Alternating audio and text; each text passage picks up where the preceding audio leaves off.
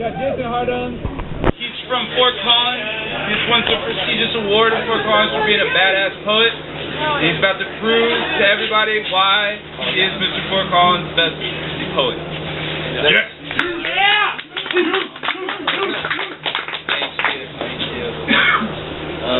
Thanks for having me, everybody. This one's called The Wait. I watch two dogs play in the sun. They tumble and playfully show teeth. As my heart beats heavy in my ears, I remember. Last night the horizon rested upon my rib cage. The sky, a blue hospital gown, draped over my naked body. The weight of 1,000 eyes. She was a lesser-known character in my dream. Everything happens for a reason, she said, as she shoved the knife in my back. When I finally awoke, it hurt something like a heart attack. I count my steps to and from work, read street signs for secrets. I smoke cigarettes waiting. I write poems waiting. I make love while I wait. A beautiful woman smiles at me, and the weight of the world lifts for a few moments.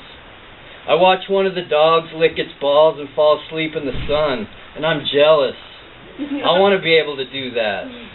But instead, I was born with opposable thumbs and the ability to reason. If life is a trade-off, maybe in the next one, I'll be able to reach my asshole with my tongue.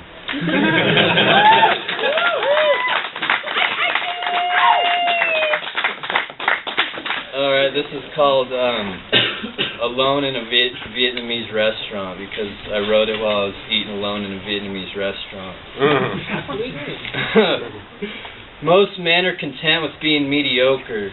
They attract mediocre women and have mediocre children that score mediocre at school. They dance at weddings, have a favorite football team whose jersey they wear around the house on Sunday. They go shopping on Saturday. Their cars are above mediocre, though. They're proud of their cars. They scored above average in 3 of 5 categories in Car and Driver magazine. They wax them before they go shopping on Saturday. I'm not saying I'm any better because, baby, I'm not. I just realize it. I dress like a blind man, fall asleep at 3 in the afternoon. I fall in love with women I've never met and miss every woman I've fucked more than once. When I was 21, I convinced myself I was Jesus, except with the sad blue eyes and songwriting skills of Kurt Cobain. Today I ate alone in a Vietnamese restaurant, where a baby cried and I watched the wind blow trash down the sidewalk. Another time I fancied myself a genius. Everything is moved by pistons and rods. A robot bleeds in the parking lot as a car leaks oil. A river runs through the uterus of a lion. The sun doesn't have a soulmate. The sky really isn't blue, it's the color of blood, and the moon is just a pitiful excuse for light. Some men build bridges, others live under them, and some jump off. Jesus was good looking because people wouldn't worship an ugly person. But now I realize I'm nothing more than a hunted fox, terrified and cunning, running away while you believe every word that I just said.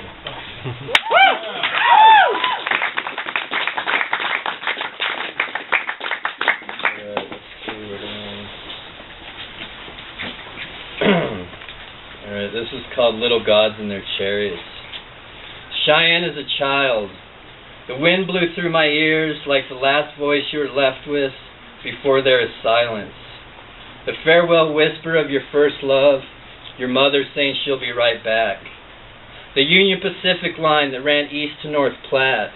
How it rocked me to sleep. How it rearranged the stars.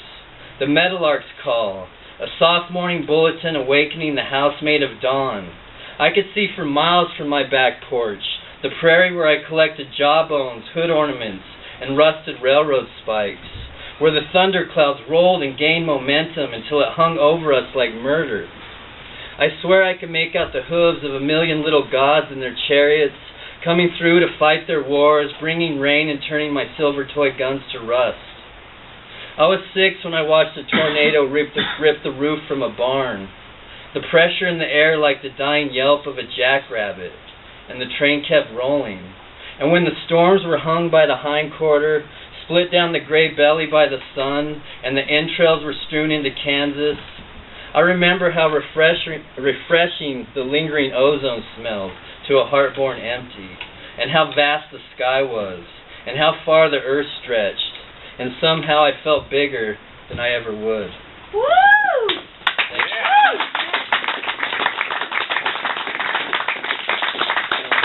I'll read a couple more. This is called Good Karma.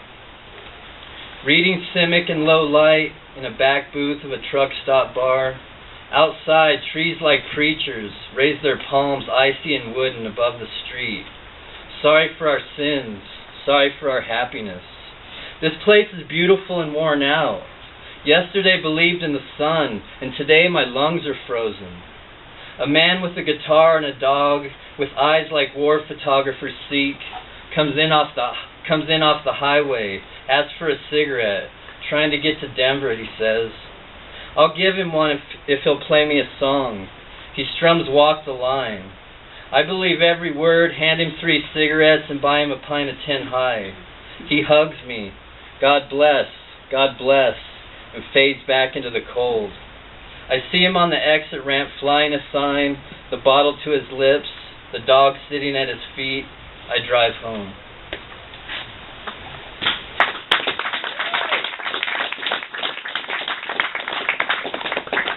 Alright, I'll do one more. This is called Letter to Self.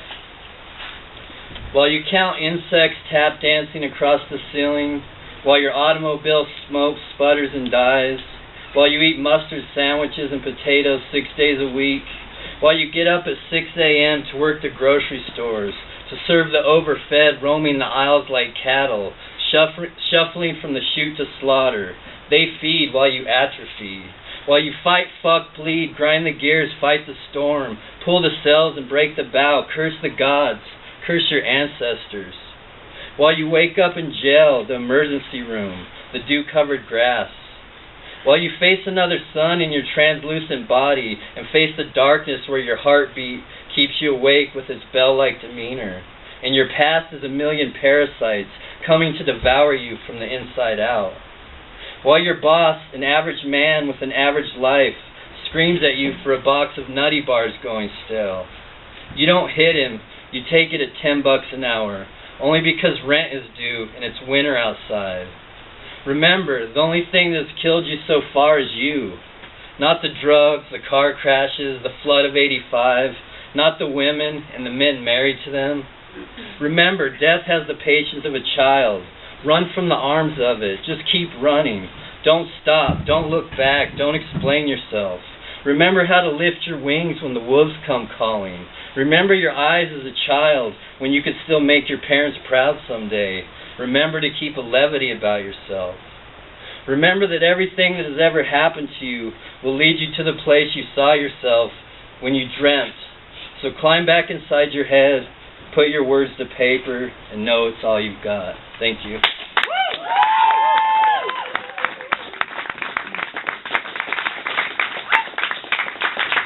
Jason Hardung, ladies and gentlemen.